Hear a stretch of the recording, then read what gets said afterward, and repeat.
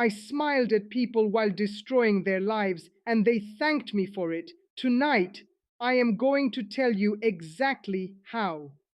The night I decided to leave everything behind, I sat alone in my car for 2 hours. I couldn't move. I couldn't breathe. My hands were shaking, not because I was scared of them. I was scared of myself because I had done this to other people, and I had smiled while doing it. What I am about to tell you tonight is not something they want you to hear. It is not something I wanted to say out loud. But if even one person in this room is sitting where I once sat, broken, confused, and believing it was all their own fault, then I owe it to them to speak.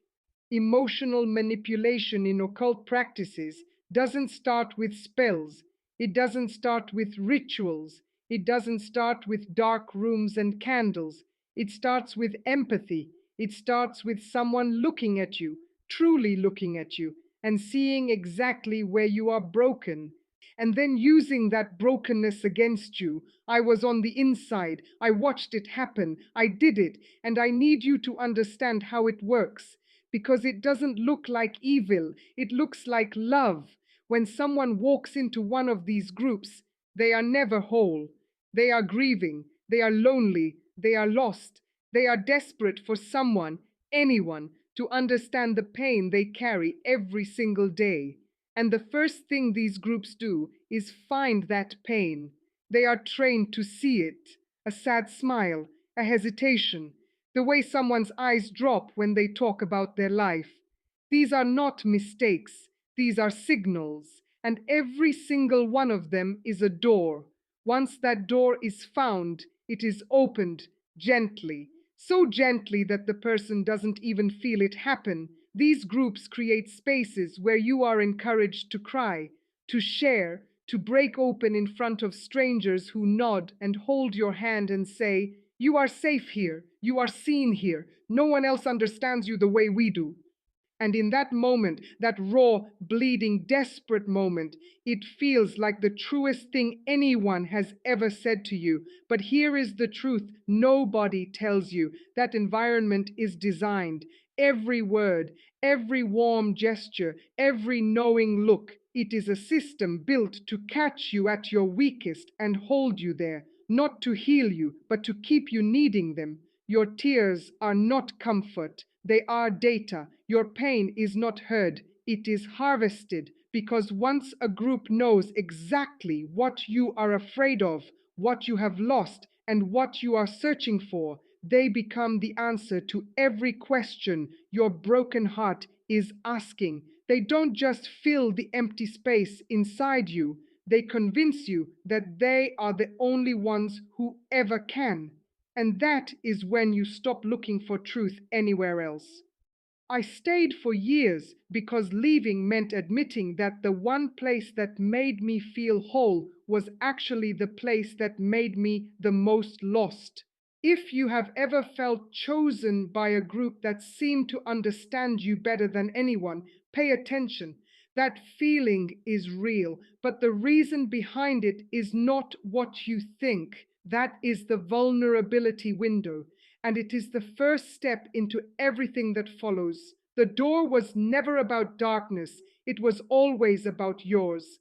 I remember the exact moment I watched a woman's life fall apart in front of me.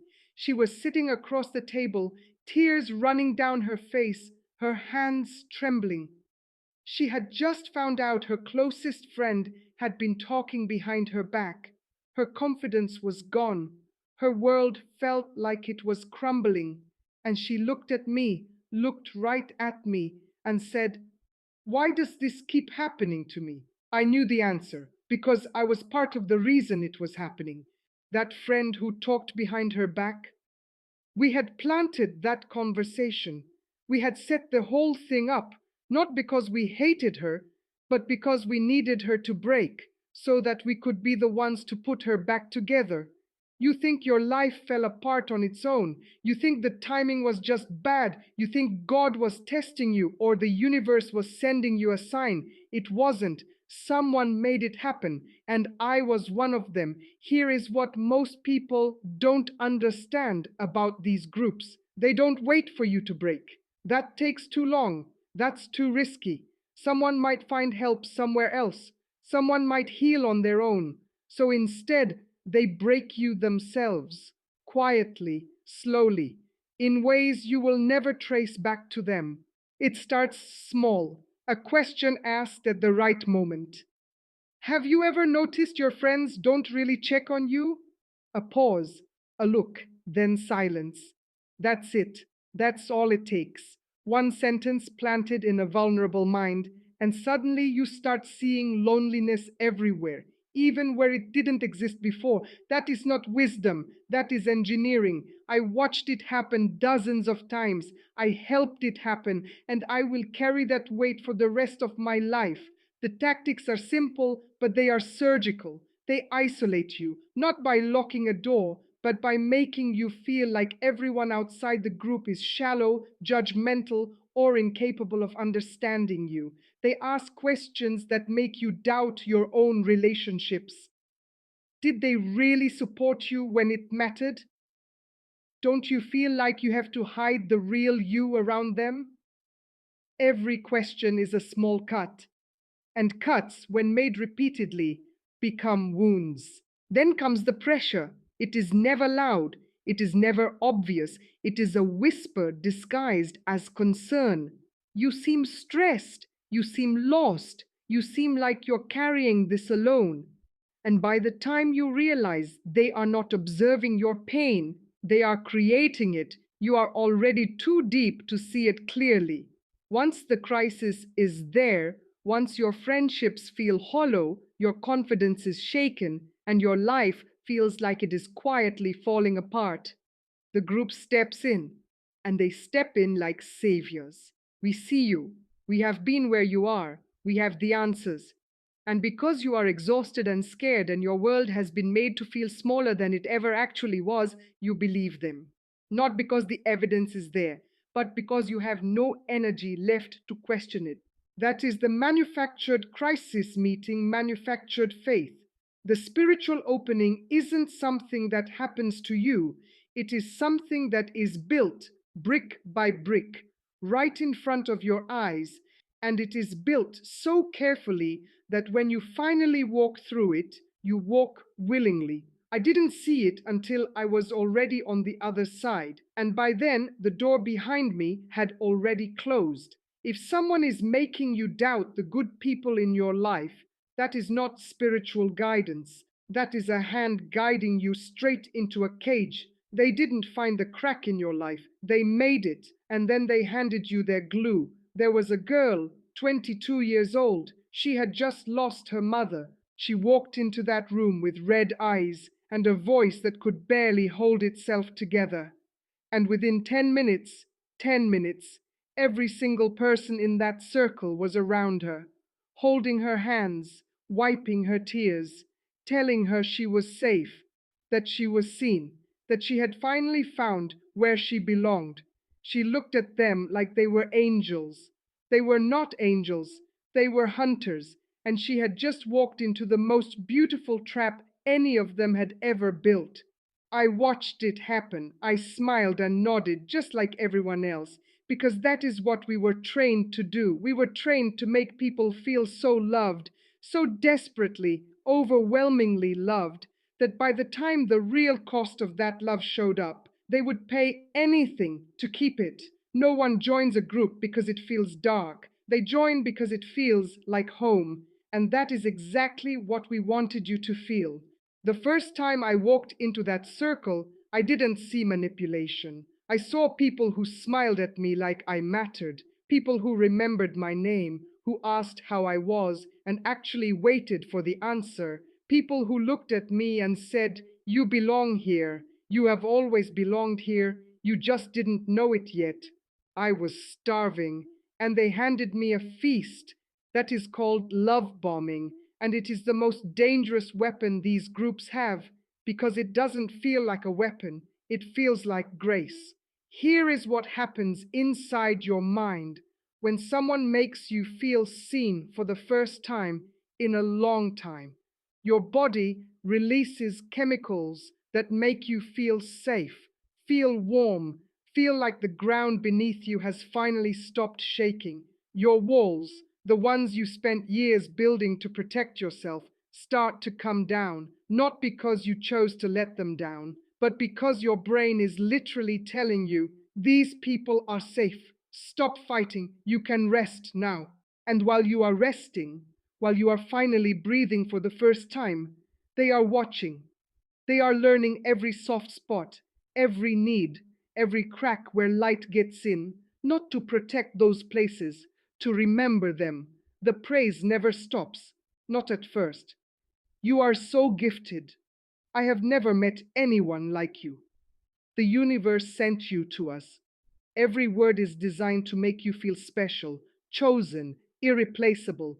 And when someone tells you that you are irreplaceable, when a whole group tells you, you start to believe that without them, you are nothing. That is not love. That is a leash disguised as a crown. I saw new members come in with open hearts and broken histories, and I watched the group wrap around them like a warm blanket for weeks, sometimes months. Everyone was kind, everyone was patient, everyone was there at 2 a.m. when the pain came back. And the person would think, this is what I have been searching for my whole life. This is where I finally belong. Then slowly, so slowly, you almost don't notice, the demands begin. Give more time, give more money, cut off the friends who question the group. Stop trusting your own instincts. Trust us instead. And by the time those demands arrive, the person doesn't see them as demands. They see them as sacrifice, because in their mind they are sacrificing for the one place that has ever made them feel whole. Leaving doesn't feel like escaping, it feels like dying. I left, and for months it felt like I had ripped out a piece of my own chest. Not because the love was real, but because it was built so perfectly, so precisely, that my heart couldn't tell the difference. If a group makes you feel like the most important person in the room the moment you walk in, before they even know you, that warmth is not free. There is a price, and you will not see it until you have already paid it. They didn't love you. They made you love them, and they made it feel like the same thing. I want you to imagine something. Imagine you are sitting in a circle. The room is quiet. The light is soft. And one by one, people around you begin to speak. They are sharing their deepest secrets, the things they have never told anyone, the shame they carry, the moments they are most afraid of. And the room holds every word with silence and nods and gentle eyes. It feels sacred. It feels safe. It feels like the bravest thing you have ever been part of. Now imagine that every single thing spoken in that room is being remembered, not to comfort you, not to pray for you, but to be used quietly, carefully, to make sure you never, ever leave. That is not a hypothetical. That is something I lived inside, and I did not see it until the damage was already done. By the time shame enters the picture, you are already in too deep to see it clearly. And that is exactly how they planned it. Love brought you in, but shame is what keeps you there. Once a group has your heart, once you have cried in front of them, shared your darkest moments, told them things you have never told anyone, the dynamic shifts quietly, completely. The warmth doesn't disappear overnight. It fades slowly, like the sun going down so gradually you don't notice the dark until you are already standing in it. And then they use everything you gave them against you. It starts with confession. In these groups, confession is presented as healing, as release, as a way to shed the weight you have been carrying alone. And when you are broken and desperate, that sounds like salvation. So you open your mouth, you pour out the things that haunt you, the mistakes you made, the sins you carry, the parts of yourself you are ashamed of, the moments you failed the people you love. You hand them your secrets like gifts. and they accept them with open arms and gentle words. Thank you for trusting us. You are safe here. This is your path to freedom. But those secrets are not forgotten after that night. They are stored, filed away in the minds of people who will one day use them to make sure you never leave. I watched leaders do this over and over, and the method never changed. Once a member shared something real, something painful, the leader would weave it into their teachings, not by saying your name, never that obvious, but by saying things like, some of us carry sins we have never spoken about, and those sins will follow us if we leave this circle. The only place those sins can be healed is here. Nowhere else in this world will understand. Do you see what that does? It turns your own shame into a prison. It tells you, without ever saying it directly, that if you walk away broken, forever, that the darkest parts of you can only be fixed inside these walls. And if you leave, you carry that darkness alone for the rest of your life. That is not teaching, that is a chain. And here is the part that destroys people from the inside. If you start to doubt the group, if something doesn't feel right, the shame kicks in louder than any doubt ever could, because leaving means admitting you were manipulated. And admitting you were manipulated means admitting that the most vulnerable moments of your life were not held with care. They were used. So you defend the group, not because you believe in it anymore, but because the alternative is too painful to face. You protect them to protect yourself from the truth. I defended that group for years after I left. Years, because as long as I called it real, the pain of what they did with my secrets stayed buried. The day I stopped defending them was the day I truly began to heal, and it was the hardest day of my life. If someone tells you that your shame can only be healed inside their group, run. Not because you are weak, but because that is the oldest trick in the book, and shame was never meant to be a leash. They didn't hold your secrets, they held your freedom, and they called it salvation. The night I finally left, I sat on the floor of my empty apartment and stared at the wall for 3 hours. I had nothing, no friends left outside the group, no identity that didn't belong to them, no voice inside me that I trusted anymore, because they had spent years telling me that voice was broken. I was 31 years old, and I felt like I was starting life from zero. But here is the thing nobody told me that night, and here is the thing I need to tell you right now. That floor, that cold, lonely, terrifying floor, was the first honest place I had been in years. For the first time in my life, no one was telling me how to feel. No one was shaping my thoughts. No one was standing between me and my own soul. And in that silence, in that painful, beautiful silence, I heard something, my own heart, beating, still alive, still speaking. I spent years inside that world believing I was awakening. I was, but not in the way they told me. The real awakening, the one that actually set me free, didn't happen inside that circle. It happened the moment I finally saw what they had done to me. And it started with one simple question I asked myself in the middle of the night. Why am I so afraid to leave? If you have ever been inside a group like this, or if you are inside one right now, I need you to hear me. What I am about to share is not opinion, it is not theory, it is what I lived. It is what I watched happen to good, beautiful, intelligent people who never saw it coming, and the signs were there every single time. We just didn't know what to look for. Now you will. The first sign is isolation. It never looks like someone locking you away. It looks like the group gently pulling you closer while everything outside slowly fades. Your old friends start to feel shallow. Your family starts to feel like they don't understand.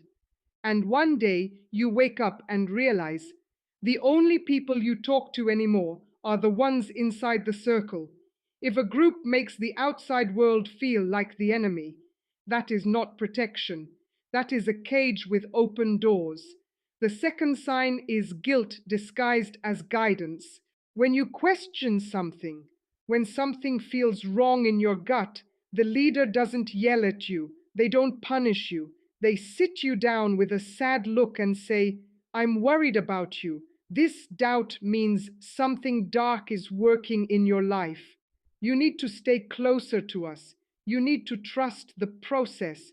Your own instinct, the one screaming at you that something is wrong, is turned into proof that you are spiritually sick, and the cure they offer is always the same: more of them. If someone turns your doubt into your failure, your doubt is not the problem, they are. The third sign is a leader who claims special authority over your inner life. No one on this earth has the right to tell you what God thinks of you. No one has the power to decide whether your soul is dark or light. No one gets to stand between you and your own spirit and call it teaching. If someone tells you that only they can hear what heaven is saying about you, that is not spiritual leadership. That is control. I want you to hear something now, and I want you to let it land deep. Seeing the truth is not weakness. Recognizing the manipulation is not failure. It is not a sign that your faith was wrong or that you were stupid for believing. It is the bravest thing you will ever do, because it means you chose yourself after months or years of choosing them. After giving them your heart, your secrets, your trust, your time, you finally turned around and said, I see you now, and I am not afraid of you anymore. That is not the end of your spiritual journey. That is where it truly begins. I walked out of that circle with nothing but the clothes on my back and a heart that felt like it had been shattered into 1,000 pieces. But I walked out, and every single day since then, I have been putting myself back together on my own terms, with my own God, in my own way. No one gave me permission. I took it back, and so can you. If even one part of this felt familiar, if something in your chest tightened while I was speaking, please do not ignore it. That feeling is not fear. That feeling is your soul trying to tell you something it has been trying to tell you for a long time. Listen to it. Trust it. It has never lied to you. They did, but not that voice inside you. Never that one. The spell was never cast with words or rituals. It was cast the moment you stopped believing your own heart. Breaking it starts the moment you do again.